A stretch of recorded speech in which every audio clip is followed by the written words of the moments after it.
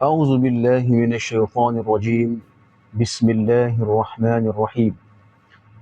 الحمد لله والصلاة والسلام على رسول الله وعلى آله وأصحابه ومن والاه. سبحانك لا علم لنا إلا ما علمتنا إنك أنت العليم الحكيم. ولا حول ولا قوة إلا بالله العلي العظيم. السلام عليكم ورحمة الله وبركاته. Alhamdulillah, kita telah pun berada pada penghujung Ramadan dan semestinya kita berusaha untuk mendapatkan kebaikan dan keberkatan di hujung-hujung Ramadan yang diberkati ini. Dan sudah pasti kita sedia maklum, di antara malam-malam yang mulia ialah malam Lailatul Qadar. Inna anzalnahu fi Lailatul Qadar. Maka di antara ingatan ataupun nasihat para ulama kita yang berada di hujung Ramadan ialah kita menggandakan istighfar ataupun perbuatan taqarrub kepada Allah Subhanahu wa taala agar kita mendapat kebaikan yang ada pada malam tersebut, insya-Allah. Maka di sana para ulama itu membahaskan sekiranya kita membuat andaian kita ini berkemungkinan tidak sempat ataupun tidak dikurniakan taufik untuk mendapat kemuliaan malam Lailatul Qadar, ternyata di sana ada malam lain yang masih lagi dibuka peluang oleh Allah Subhanahu wa taala yang mungkin hampir sama kebaikan ataupun maghfirah Allah taala pada malam tersebut, iaitu pada malam penghujung ataupun akhir Ramadan. Di sana kata ulama, terdapat kesamaan di antara malam Lailatul Qadar dan malam akhirnya Ramadan, di mana kita tidak boleh menentukan bilakah malam Lailatul Qadar, dan sama juga kita juga tak mampu menentukan bilakah berlakunya malam terakhir Ramadan, kerana berkemungkinan sekiranya nampak anak bulan akan ringkaslah Ramadan itu, ataupun sekiranya tidak nampak anak bulan maka akan disempurnakan hisabnya. Maka begitulah juga rupanya ataupun keadaannya malam Lailatul Qadar yang tidak boleh ditentukan akan waktunya. Maka dalam sebuah hadis yang lain, Nabi bersabda sallallahu alaihi wasallam mengatakan, pada setiap malam Allah Subhanahu wa taala membebaskan lebih daripada 600,000 manusia daripada api neraka Allah Azza wa Jalla. Dan pada malam terakhir Ramadan, Allah Subhanahu wa taala membebaskan jumlah yang telah pun dibebaskan sebanyak tempoh Ramadan tersebut. Ternyata Allah Azza wa Jalla meluaskan maghfirah ataupun rahmatnya kepada kita. Maka walaupun hari ini kita telah pun berada di penghujung Ramadan, 26 Ramadan, namun peluang untuk kita mendapatkan maghfirah, nafahat dan keampunan Allah Subhanahu wa taala itu masih terbuka. Walaupun berkemungkinan kita telah luput untuk mendapat Lailatul Qadar. Yang paling penting ialah kita berterusan, beristiqamah, melakukan istighfar dan mendoakan Allahumma innaka afuwun karim, hibbul afwa fa'fu anna. Dalam sebuah hadis yang lain, riwayat Imam Bazzar, At-Tirmidzi dan sebagainya, dalam lafaz yang hampir sama, di mana Nabi mengatakan, sallallahu alaihi wasallam mengatakan, raghima anfu rajulin dakhala alaihi Ramadan summa salakha falam yughfar lah. Ataupun hadis yang lain, khaba wa khasira man dakhala Ramadan man adraka Ramadan falam yughfar lah.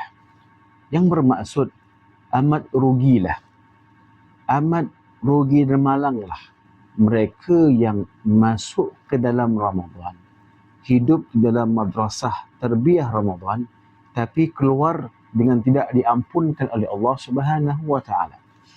Ini di antara hadis yang ringkas namun memberikan arti yang begitu banyak.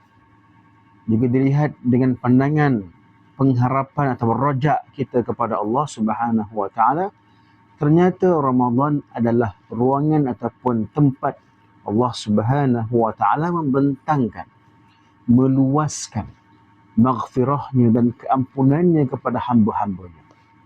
Mengapakah tema kita membincangkan keampunan?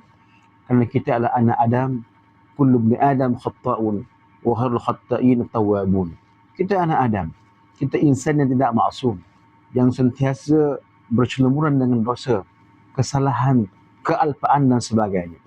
Maka di peluang inilah kita mengambil kesempatan agar kita memperbanyakkan istighfar dan mendoakan, Allahumma innaka afuwun karim tuhibbul afwa fa'fu anna.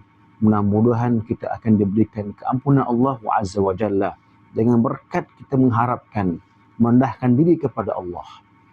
Tuan-tuan sekalian, kemudian itu dengan harapan kita diampunkan Allah Subhanahu wa taala, dengan istiqamahnya kita ini beristighfar setiap hari, walaupun selepas Ramadan diistighfarkan astaghfirullahalazim, astaghfirullahalazim wa atubu ilaih sepanjang masa. Apakah kesannya? Dan kata ulama, sekiranya kita ini diberikan, di sana Allah menciptakan tanda-tanda qabul. Tanda-tanda insan itu telah pun diberikan qabul di dalam Allah menerima akan istighfar ataupun taubatnya.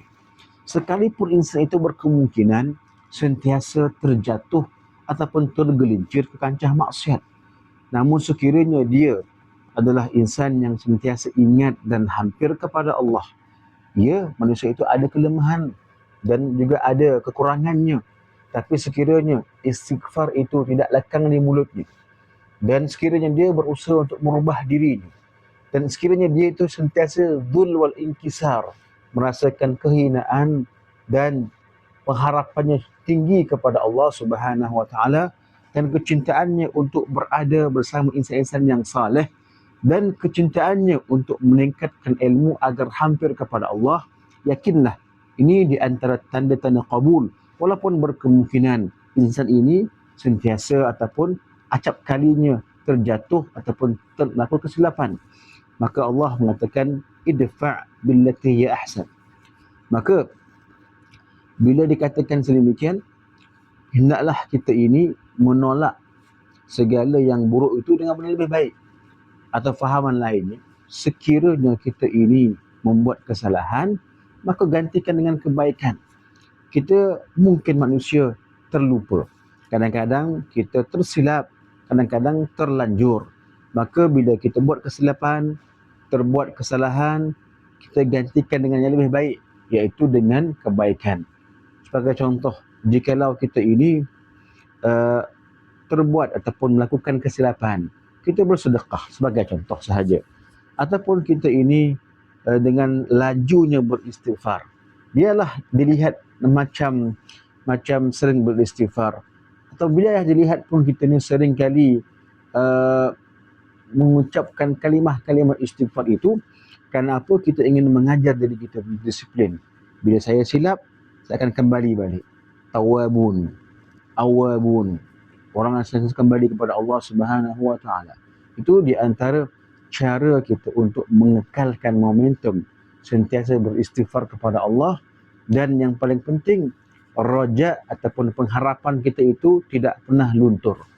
Pengharapan kita, walaupun insan itu berada di dalam kemaksiatan, kesalahan yang begitu banyak, dan tidak sukar untuk melupakan ataupun meninggalkannya, buat baik, buat jahat balik, insaf, patah balik dan sebagainya. Mungkin ada sedemikian, mungkin wujud sedemikian insan yang telah pun terhanyut dengan godaan nafsu, muslihat syaitan dan sebagainya. Namun pintu pengharapan, pintu rahmat Allah Subhanahu wa taala tidak pernah pun tertutup dengan insan sedemikian. La taqnatu min rahmatillah, innallah yaghfiru dzunuba jami'a.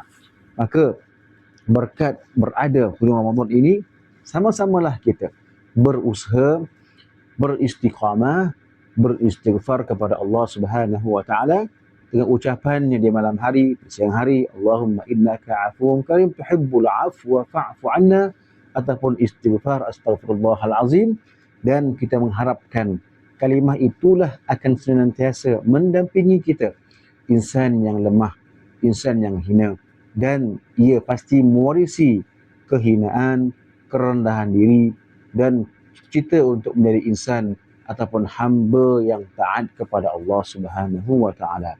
Mudah-mudahan kita diberkati Allah Subhanahu wa taala. Wassalamualaikum warahmatullahi wabarakatuh.